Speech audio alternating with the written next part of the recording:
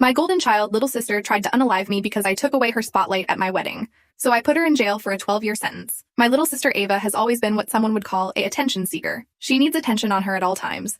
And my parents didn't exactly help with humbling her. Every event had to be about her, or she'd absolutely freak out. At every single one of my birthday parties, she'd blow out the candles and have her own presents. And God forbid she had to watch someone else get something she didn't have. I felt like I was invisible growing up because my parents hardly cared about my achievements or my events, as they were always focused on the attention Ava deserved. Ava was extremely premature and even died 5 times as a preemie, so my parents treat her like a little angel because they almost lost her. So whenever Ava acted up, they turned a blind eye. Ava even had a nasty habit of trying to take the attention of anyone who tried to even look in my direction. Every single boy I've dated suddenly ghosted me and started showing up at our house asking for Ava. I was sick of it. So when I was 18, I distanced myself and went to a college out of state.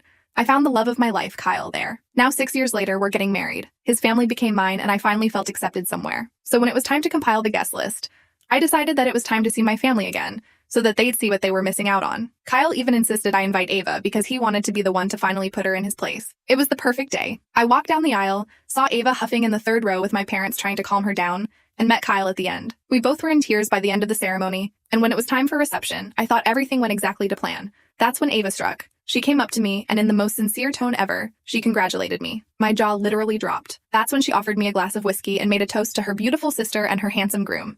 I was a little sussed out because she had never been this nice to me before, and that's when I went to drink the glass. It smelled a little weird, but I always get a little sick from alcohol, so I drank up. I started to feel a little woozy and felt my throat closing up. It should be known that I have a severe allergy to lemons. I looked at Ava and she held up a lemon in her hand. I started panicking and holding onto my throat, and Ava just walked away to Kyle. She even twirled her hair at Kyle while I was literally dying. Kyle looked my way as soon as she came to him and ran to me with an EpiPen. I had to go to the hospital because my throat was extremely damaged and had to miss my honeymoon. So when the cops came to my room asking me what happened, I told them exactly what happened. Ava poisoned me. You should have seen the way my phone blew up after Ava got arrested. My parents were calling me a monster for turning on my own blood. Ava even decided to get one of my exes to be her lawyer, and all he could say during court was that I was a jealous liar. The trial was obviously pretty short. Guess who's going to jail for 12 years? Ava!